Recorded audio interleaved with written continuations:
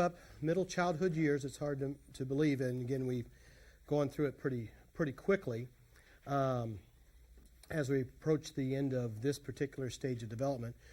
We left off last time looking at Erickson's fourth stage of psychosocial development. Can anybody, without looking at their notes, tell me if they remember that stage? Fourth stage, the middle childhood years. Starts with an I. Anyone remember either end? All right, excellent. Industry versus inferiority. One last quick review. The third stage, preschool years, also starts with an I. Initiative versus guilt. Excellent. And again, I review those several times because frequently students will get those, not that they don't remember the stages, but they'll get them flipped around. They'll get industry versus inferiority with the preschool year and vice versa. Almost always remember that they start with an I, but keeping them straight sometimes becomes the challenge. What we want to do is take a look at some of the characteristics of this particular stage of psychosocial development. Again, we're talking about industry versus inferiority. Again, talking about middle childhood. Children are more motivated to accomplish more difficult tasks and master new skills.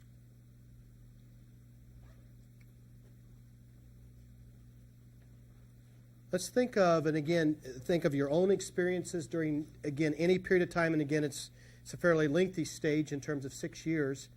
Can you think of some new skills or some new tasks that you learned during this stage? What would be the most obvious? Okay, one of them, riding a bike. Sometimes children will learn it earlier, but often children will learn it at some point in time during this stage. Clearly would be a new skill. What else? Just some other new skills, either that you acquired during this stage of your life or the children are likely to. Whistle and snap your fingers. Yeah, interesting. I don't know many preschoolers that can do that. So you're excited you can do it before your brother. What else? Just some other examples of swimming. Again, some kids may pick it up in preschool, but more likely probably to occur during the middle childhood years. What else? Just other skills that they're acquiring. What's that? Yeah, all of the academic skills will be acquired during this stage. Whether they actually, they'll start to develop the foundation in kindergarten, and then again, we'll refine those skills right on through those 6 years. So again, reading, writing, again, learning, different academic skills in terms of math and gaining new knowledge in the area of science. Any other skills that you can recall that maybe you learned at this stage? Now, my son didn't acquire it, but I do know that there are other kids his age, because his friends have informed him, something as basic as learning how to mow the yard. Somehow he bypassed that one during this stage, though that is on the list of new tasks for this coming year. But we were having a conversation not too long ago with a couple of his friends, and they were talking about how they've been mowing the yard for years, And so obviously in the later middle childhood years, they had acquired that new skill. Any others you can think of? New skills, yeah. Elementary school years, kindergarten up through grade 6. Yeah, so it's a fairly long span. So obviously some of those may be acquired later in elementary school, some of those more likely in the early elementary school years. Again, athletic games and again, some of those skills to be able to perform well in those sporting events. So again, children are motivated to accomplish more difficult tasks, things around the house, and master new skills. And we could go on and on. There are numerous ones. Another characteristic of children related to this particular stage of psychosocial development is they are more self-directed in planning and carrying out activities. Again, we saw some of this obviously during the preschool years more so than the toddler years, but this becomes even more the case as they move through this period of 6 years. Can you think of a couple of examples of places where they tend to be more self-directed or where they do more kind of planning of their activities. And clearly, as they get older in this stage, that ability, and again, it's expected, that they learn how to again take more responsibility for their homework, to know what the assignments are for the next day. And many kids will self-directed on their own do those assignments. Now, they may have parents that are encouraging that, may look over it or go over it.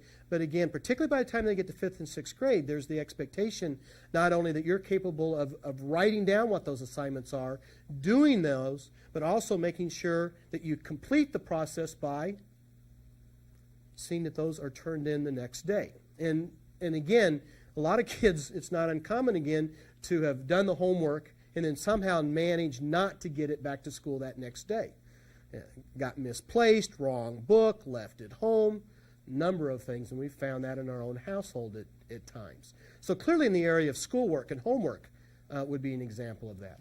What are a couple other examples of again, thinking of this elementary school years where kids demonstrate being more self-directed, planning, carrying out things pretty much on their own? What about planning, like I said, planning the activities that you'll do that afternoon with friends? Excellent. Again, planning activities with your friends, and again, and whether that's both independently playing. I mean, kids are much more directed to know what they want to do and doing that on their own and being pretty comfortable with that. But then particularly when they're with peers and friends, again, planning the activities out of what they're going to do. And again, it's interesting to watch them move back and forth between numerous activities over the course of, again, 3 or 4 hours if they're together, which is very common in our house to have a friend over for an extended period of time. Yeah.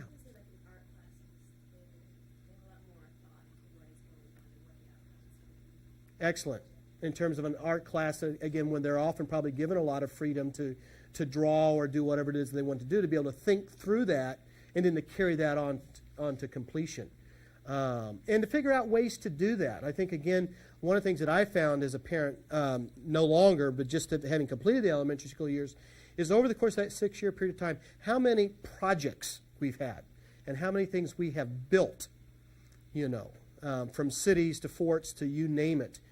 But again, general instructions on how to do that, but with the child really having to come up with the plan of how they want to do that, and that they're expected really to use their own creativity. There's some general guidelines, but how that actually takes shapes and what that final product ends up being is largely the responsibility of that child. And it's interesting, or at least it's been my experience, to listen to Matthew come up with the ideas of how, whether it's building a solar system or a particular community or whatever it is, the plans about how he wanted to approach that, what materials were needed to do that, and then to actually carry through with that and to actually put the pieces together and to construct it. Our latest one, which I haven't quite figured out, or we haven't figured out exactly how that one's going to work out, is carving an Egyptian figure out of soap. So I was just playing with the soap and some other instruments, and I botched it up pretty bad last night.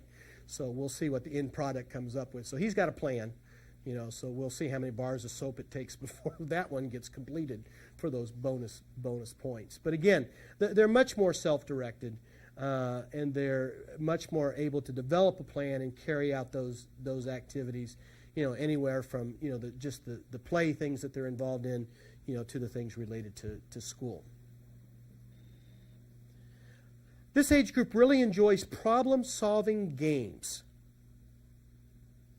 Now, can you think of some examples of very specific structured games or just the kinds of things that they enjoy doing that involves problem-solving or figuring something out?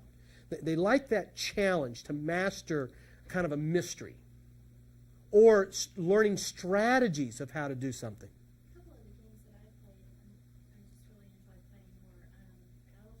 Mm-hmm. Mousetrap and Battleship, and we've had both of those in our household. Ironically enough, as a kid growing up, and then when your children come up and also are playing the same games. The only problem we had with Mousetrap was just the challenge of putting that whole thing together. It was fun when it was all over, but just going through that whole process of constructing the whole maze of the trap. And Battleship clearly is a strategy game. And in a lot of ways is a very positive, intellectual from the standpoint of trying to figure out and come up with different strategies. I was trying to think of some of the games that we played recently. There are numerous board games. Trouble, or some of the ones. And I've always been amazed at my son because he's loved those strategy games.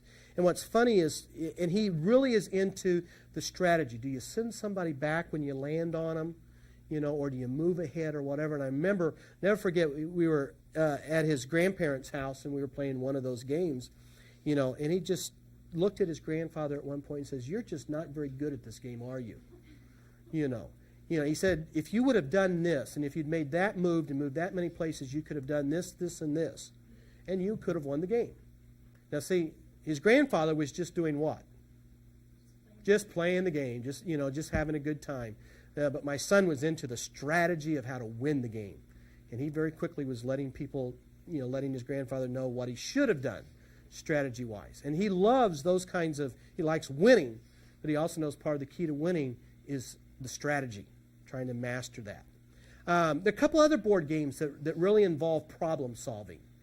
Can you think of some others that this age group particularly loves to play? Chess, or checkers, or some variation, and again, very much problem solving, strategies involved. Clue was another one that I was thinking of. Again, very much a problem solving, figuring out the mystery, kinds of things that a lot of kids this age really enjoy. And again, they love, even more intellectual kinds of pursuits that involve trying to figure out or master or use their creativity as well. One of the things I used to have students do, and again, it's just, I guess we actually could have done it in here with somewhat smaller size, is I've in the past given students, and this age group loves to do it, but I've given students a handful of spaghetti noodles, marshmallows, and gumballs. And then I've had them in groups and then asked them to see which group could build the tallest tower with those three items. Yeah, well, we did it with adults, and I probably should have done it in here. But it's interesting to watch the different strategies and approaches to building that tower. And again, this age group really, students sometimes find it just kind of a hassle of trying to do it. But children love the challenge of trying to figure out, what is the most efficient way to build the highest tower. Because again, it's a problem-solving task for them, and they love those kinds of the activities or endeavors. Another characteristic in terms of, again, their experience of whether an outcome of industry versus inferiority is that children now are becoming evaluated by adults, peers, and themselves based on expectations and comparisons with others. Again, a lot of their sense of how they see themselves, how they feel about themselves, their sense of accomplishment and achievement are reflected by those evaluations. Now, something that we've already talked about, what impacts the significance of that evaluation and makes that even more important?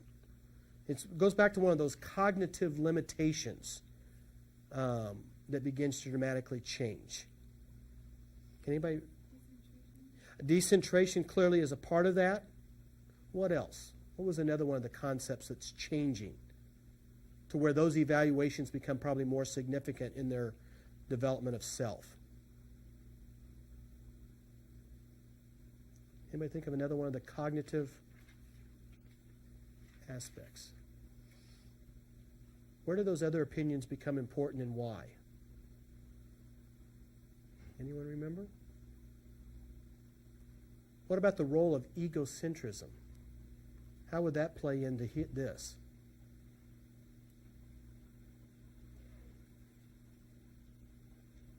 In terms of different evaluations.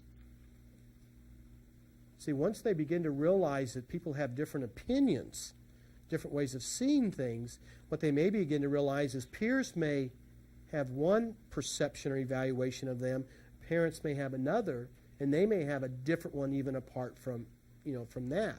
And one of the real challenges for this age group is how do I meet all of those different expectations that people tend to have of me. One of the things that I think is one of the real challenges for developing a sense of industry again, versus inferiority, is that clearly at this period of time is when children really begin to how they see themselves is largely dependent upon what? You see this in almost every area of their lives. School, hobbies or extracurricular activities they may be involved in. Well, how do they do a lot of the evaluation of how they see themselves? How other people see them, and even probably even more so than just that, but how they compare themselves to others. You know, kids very quickly begin to become aware of not only their performance, whether that's in school or some other activity they're involved in, but where they're at in relationship to where their peers are. You know, and a lot of whether they see themselves as having a positive sense of achievement or feeling inferior is where they are or how they rate in terms of other kids, unfortunately. Or in comparison to their parents' expectations of them and their performance in whatever aspect of their lives that they may be evaluating.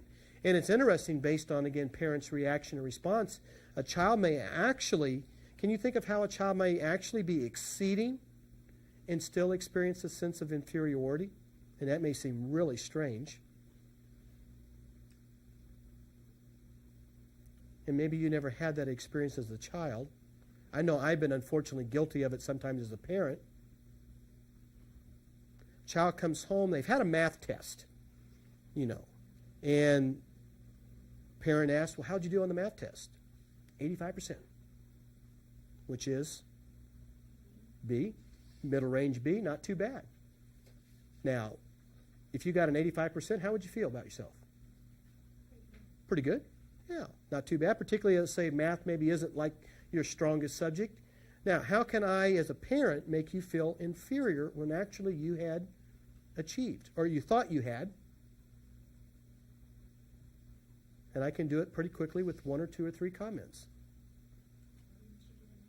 I could say, why didn't you get an A? What else might I say? Okay, I may say, well, you need to study harder next time, or what I'm really indicating is, why didn't you get a higher grade?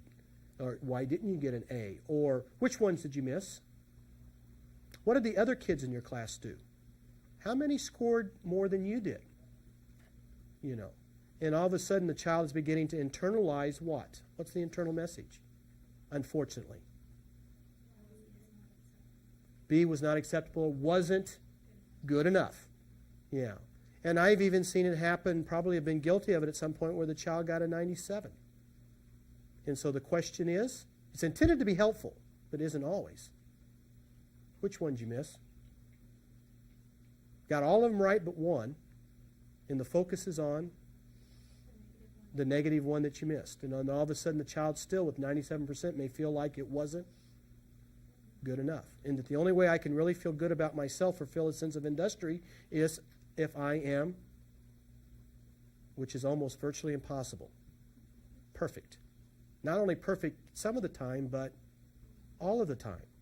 You know, and there's some kids who, again, when you're looking at the evaluation, if they still feel like they're not able to meet someone, whether it's their own or their parents, you know, or their peers' expectations, can actually be very successful and still develop more of a negative outcome, depending upon whether that evaluation indeed is realistic, you know, or not, or whether the expectations are simply, you know, too high, or whether the focus is more on what wasn't accomplished rather than on what was accomplished. And again, don't get me wrong, you know, there's nothing wrong with continuing to encourage children to work harder at it or to do better, or that there's always room for improvement. But the question is, what does the child internalize? You know, and again, are we helping them develop a sense of industry, feeling good about what they've accomplished, or can we add to their sense of inferiority, which is really unfortunate when in reality they actually, you know, had achieved and been fairly successful. So again, one of the things that's happening is they are clearly beginning to realize that others have different perspectives than they do, and that they are being evaluated in some way by others' expectations. Again, not only their own, but parents, other adults, and other peers. and often happens, unfortunately, I think, too much by feeling how I feel about myself is dependent upon how I'm compared to others. One of the things I know as a parent that I've worked really hard on with my child is that if they're going to do comparisons, what does the comparison need to be?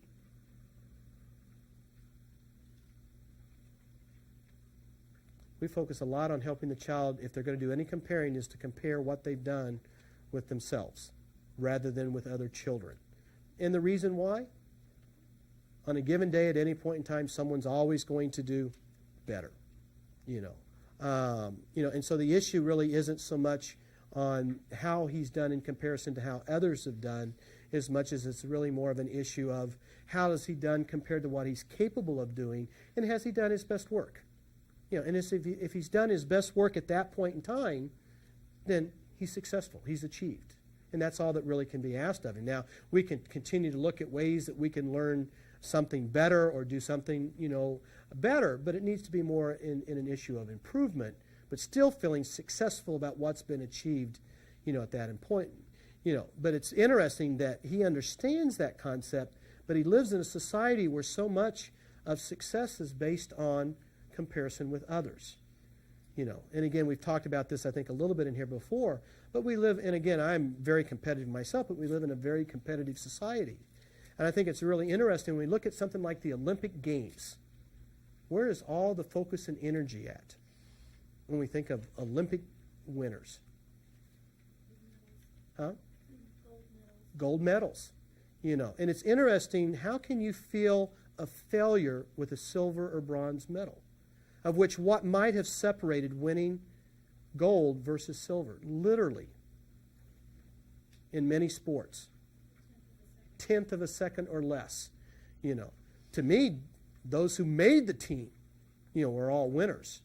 But when there's such a narrow margin, yet at the same time, it's interesting that someone got the silver, and we constantly ask, why didn't you get the gold? And somehow had failed at that. And again, I'm all for, being our best and achieving, for the highest level. But we also need to keep a perspective on it. And finally, if there's a key word at this age, it does tend, related to this particular stage of psychosocial development, probably is achievement. Achievement is very important, but it's in more than one area. Intellectually, physically, and socially. Now, the first one is probably pretty obvious. And where am I able to achieve intellectually? School. And again, it is important for kids who clearly excel at school, who do well in school, who enjoy school, and feel a sense of achievement in that is going to impact positively their sense of industry, without a question.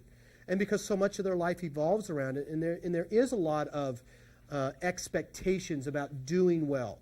And it is important that they do achieve those basic academic skills at this stage. Kids who really struggle in school, particularly who struggle early on and get caught in that negative cycle. It is a place where they do feel a sense of inferiority or a sense of failure. And it does impact their sense of self and how they see themselves. But it's not the only area. Now, what about physically? Where are the places where kids have an opportunity to achieve physically?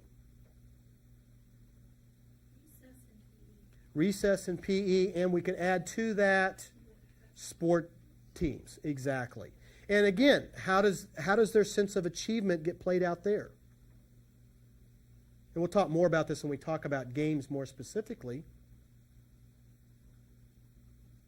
But it is largely what? And again, take PE. Not PE, but take recess. I'm out on the playground. And where does my sense of achievement get played out there? Not only be able to do what the other kids can do, but probably to some extent do it better. If we're playing kickball, how's my sense of achievement this day determined? How high and how far I kicked the ball, how many runs I scored, or how many runs did I kick in, or what else might be. Again, thinking about kickball. How many balls you catch, how many outs you made. as a result of catching the ball or throwing somebody out. Again, and then a lot of that, is determined upon how I did in comparison to how other kids that playing in that game did. So if I kicked that ball the furthest than anyone else, I did pretty good. I achieved. I excelled. And if I do that consistently, that's going to get played out in terms of, again, how I see myself and feel about myself in that particular area of my life. And likewise, in all the different places where we are able to perform in PE, which some things I may do better than others. But if I feel like that I'm able to at least keep up with or match most of my peers in terms of performance, I'm going to feel a sense of achievement. If I feel like I'm always, again, in the comparison or evaluation of others, always at the bottom, some kids will impact, again, their sense of inferiority or their sense of a lack of accomplishment or achievement in that area. And clearly how kids do on sport teams.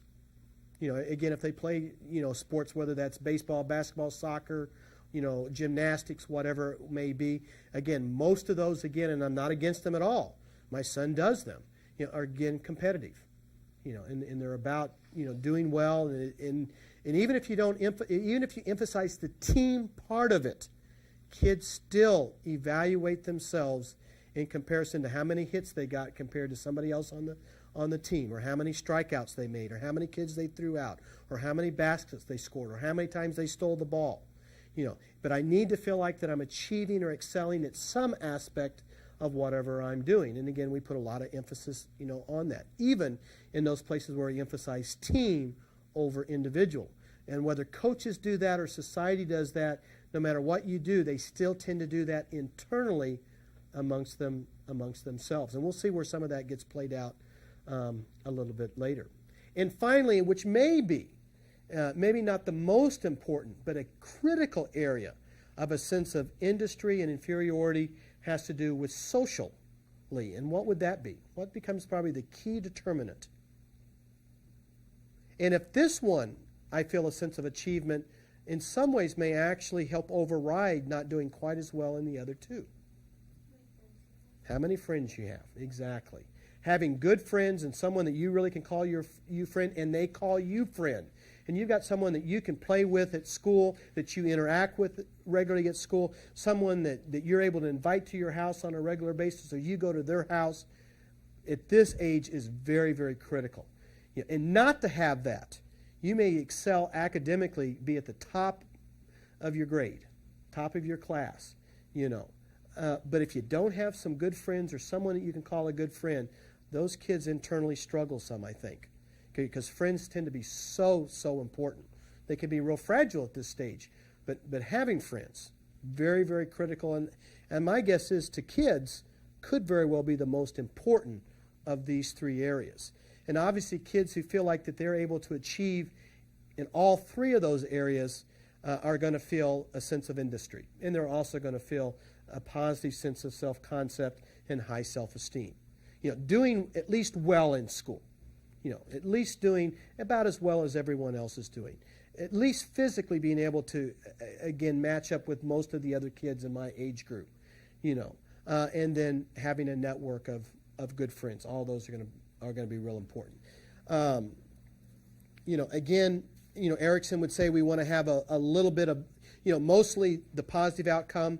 But why would Erickson suggest that we would, and again, inferiority may not be the most positive word, but why would Erickson suggest that we need to have some sense of inferiority? Yeah, exactly. So that we don't become too overly cocky or too much focused on our own success or our own achievement, that we don't remain a certain amount of humbleness as well. Or that we, don't develop too much of a perfectionist kind of complex, that it's something that kind of helps us balance, and to realize that in some parts of our lives there's always room for improvement, and that's what we want to kind of continue to strive for. So again, a little bit of balance. All right, looking at the final area of development, social development, we want to focus a little bit on parent-child relationships. We're going to spend most of our time really focusing on peer relationships for the most part.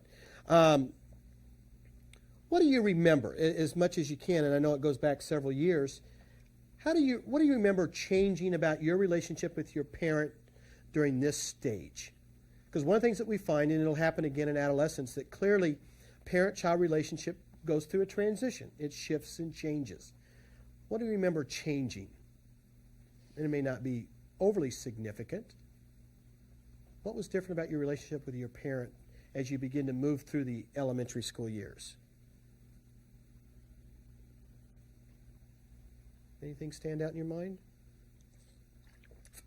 Yeah. Rules in our house had more of a purpose behind them. They were just arbitrary, just to make us mad. Okay. The reason why they didn't have us do things, and it just made more sense for what it is. Okay, clearly rules begin to, and again, one of the things that we find interesting enough during this stage is that the understanding and meaning of rules become more important at every level.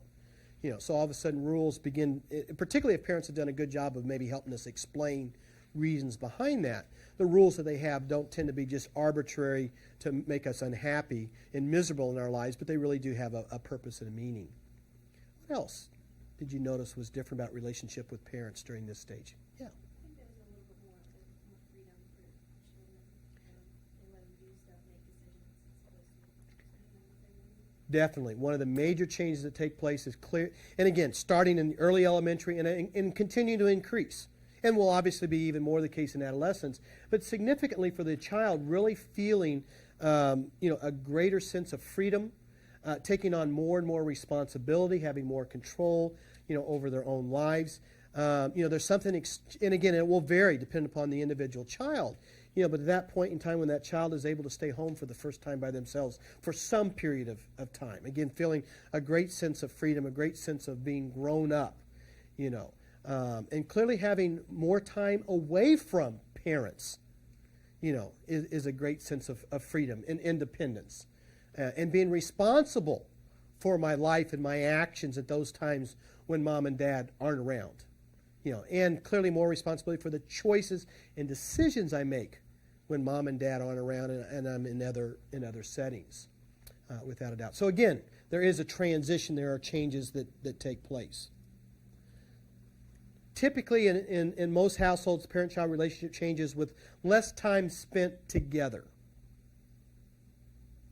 And some of that's just by nature of the situation or circumstances. Child is spending significant more time in a school setting, and that's going to take time away from parents, particularly in those situations where the child wasn't in, say, a preschool setting. But also that's happening there is clearly, along with that, increased interaction with peers and other adults. And so some of that time spent with and less time with parents is simply be exchanged by time spent, again, in other social settings. Again, as kids move up through those elementary school years, they have a desire and a real preference. And again, I think what's most important to understand is it's not that parents aren't still important. They probably are still the most significant people in that child's life. But at the same time, as much as they enjoy parents, and as important and influential parents are in that child's life, and even though parents may very well be, in most cases, the place where that child seeks guidance and support, what do they still say about their friends? And parents, I think, simply need to understand that. In many cases, friends are more fun. Yeah, that the time spent with friends is different, and it's fun, and it's important. And it's not that I don't like my parents and I don't want to be with my parents, but that time spent with peers and friends is different, and it is, in many cases, more fun. And it's important to develop those social networks. Who are some of the adults that are likely to become significant, not more significant than parents, but become increasingly important in the child's life during this stage? Not all. I mean, it'll vary. But my guess is that for every one of you in here, there was probably some other adults that you begin to spend some significant time with that were important people in your life. Can you think of examples? Grandparents, teachers, particularly if you liked school. What's that? Your friends' parents, very likely. My son we have some adult friends of ours that my son spends a lot of time interacting with when we're not around, that have become almost like second set of parents. And these are not necessarily always his friends' parents, but they are other adults. And I think that's okay, because there are things that he can say and talk to them about that is easier than with us sometimes. What would be some other examples? We have siblings that were adults when I was little. If you have siblings who were adults when you were little, exactly. For my son and for many other kids, coaches would be significant adults, time spent with. Boy Scout, Girl Scout leaders, So again, there are a lot. So time, as it begins to shift away from parents, begins to shift to peers, but also some other significant adults as well. Some level of control is transferred from parents to child, and we've already mentioned this. As kids begin to take on more responsibility for choices, decisions in their lives, and clearly as they're spending more time away from parents, they've got to exert more control over their lives and more self-control. And clearly they're becoming more and more socially independent. And in terms of parent-child relationship, a key issue, not surprisingly, during this stage for families are school-related matters. Again, one of the focal points, and there are others, but probably one of the critical focal points is around school. Supporting, helping, making sure that kids, do well academically. But where else does school play a major role in many families' lives? Extracurricular activities.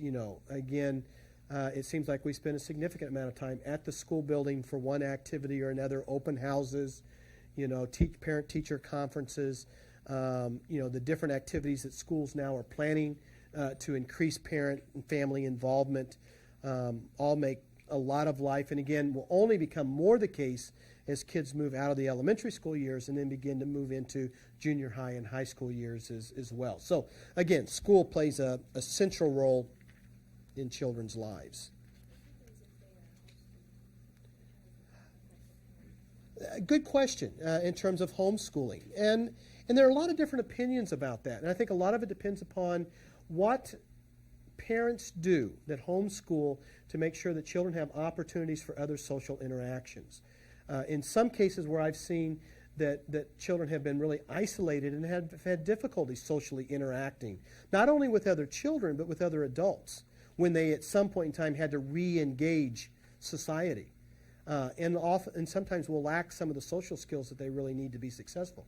I know of others who have homeschooled, though, that have been very, very intentional about finding other outlets for social interactions for their kids, and that what's happened at home has really been much more the focus on the academic, but they've been very intentional in making sure, whether that's church or, again, other groups, such as Boy Scout, Girl Scouts, or sporting teams, or other places where they have those opportunities, and then those children tend not to, have as much difficulty. Or I've known of situations where families that have homeschooled have gotten together with other homeschooling families and have created, in some ways, kind of their own social network, where again kids are doing activities with each other and involved in some of those types of activities that would occur at school.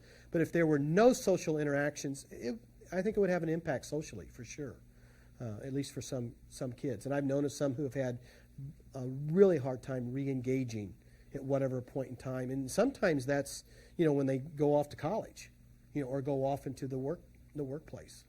It's a real hard time. And family members that I've known that's been the case for as well. Looking at friendships, and at least beginning to start that, and then we'll finish up some of this next time.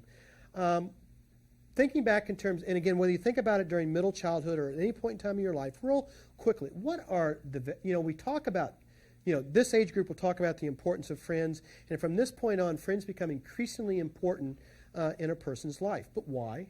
What's the value of friendships? Why are friendships tend to be so important to us? And even, ironically enough, even when people move into adulthood and marry, and even if they have significant marital partners, still having other friendships still tends to be very important. So what role do friends play? Why are they so important? Why are they important in your life? What do they provide for you? And I'm going to make an assumption here that some of you at least have good friendships.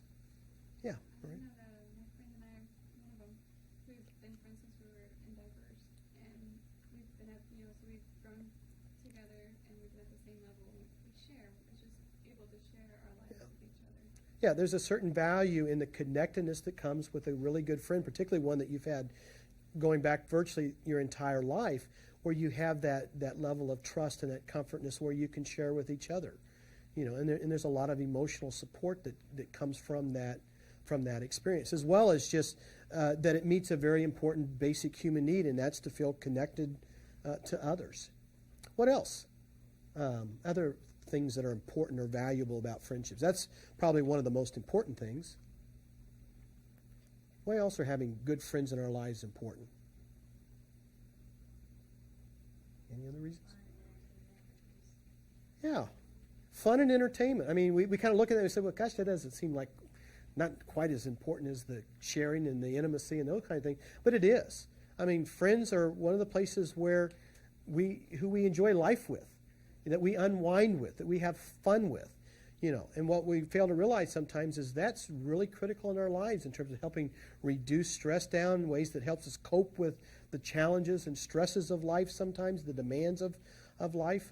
Sometimes it's our good friends that kind of help us through, those periods in those moments, and just a unique special release, with that. It is within friendships that we learn the social skills and how to interact with others, where we learn how to communicate, where we learn how to make decisions, where we learn how to solve conflicts when they arise. And they will arise as early as this stage of life, and we begin to learn how to do that. And they serve as the foundation for more intimate relationships that will take place, later in our lives. A lot of times it's our friends where we go to for guidance and support when we're trying to figure out things in our lives. So friendships are really valuable and really important at every stage, and they become even more important than even the preschool years at this stage. In preschool, we talked about friendships were really more playmates, and here what we find is friendships become closer, they become more stable, and they become clearly more intimate, particularly in the context of what we think about in terms of intimacy. So friendships become closer, more stable, with the two most important characteristics being intimacy and similarity. Again, if you look at friendships at this stage, what tends to bring friends together are sharing things in common interest, common activities that they enjoy doing together. Similarity, I think, in terms of personality, temperament. But the intimacy comes from, again, when we think of intimacy is the extent to which we feel close or connected to other kids. Clearly, at this age, we begin to define, bottom line, who do I like being around? Who do I enjoy spending time with? Who do I feel close to? And kids clearly begin to and they did in preschool, but it's based on things other than just shared interest and who I like to play with, but how that time, is spent together. And be it females and males, am I able to talk to this person? And how comfortable is that conversation? And again, we find that there are some that are easier to spend time with, more enjoyable with, easier to talk to. Personalities tend to gel better together. And they become the foundation for, again, friendship at this age that will even become more interpersonal, more intimate when we move from this stage to the adolescent years. So again, friends become increasingly important in the child's life. Females tend to have fewer but closer friendships than males.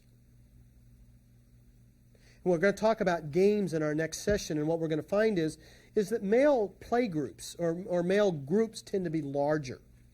And in many cases, they would identify most of those within the groups that they move in to be their friends. But they're probably somewhat based more on shared activities. Again, a certain level of closeness, a certain level of intimacy that gets built around those shared activities. But females, again, they're shared activities, but a lot of the closeness is based on and comes from what? And it is different. Even at this age, what's a lot of the intimacy or closeness based on?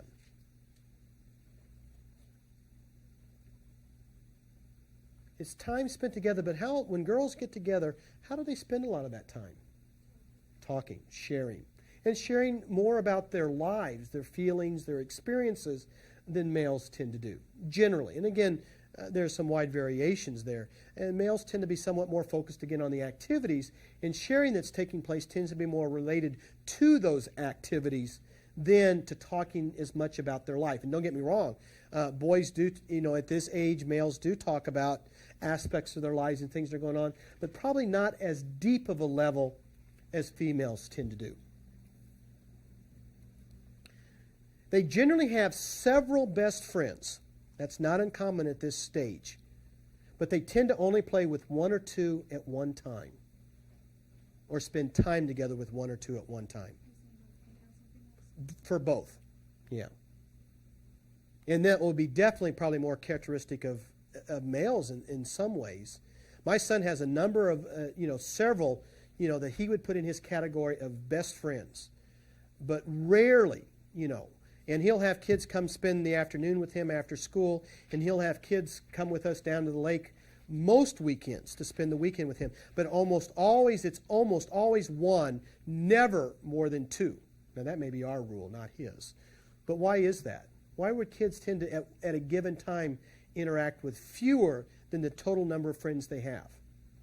And they'll rotate around on a given day who they're interacting with. But why do they tend to spend time or play with only one or two, even though their network is going to be larger than that, unless it's something that's organized? And it's probably a lot simpler than you think.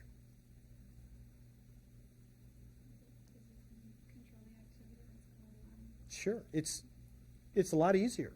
There's a lot less conflict when there's only one me and my best friend at this moment, one of my best friends. Then once we get another one, two of us, three of us together, it's more complicated to make decisions, work things out. One of the things my son has found when he's been with a couple of his friends is what happens if two of my friends are together with me, but they're not necessarily equally as good of friends. And then all of a sudden there's tension that you feel like you're constantly having to, intervene into. And so what tends to happen is there's a fairly good-sized network of friends, but who I'm playing with and interacting with at a given time tends to be much, much smaller. And I know for me as a parent, I can handle one of his friends. That's pretty easy. Two, somewhat. But once you get more than two guys together in the house, you've gone from having fun to, from a parent's perspective, chaos. Exactly. And so, like I said, one or two, manageable. More than that, nah, not fun. For them, maybe. For me, no. And you'll find that even on their own choosing will tend to do that. We'll look at next time some of the groups that kids tend to find themselves in, and then finally we'll close it looking at differences between males and females in terms of games.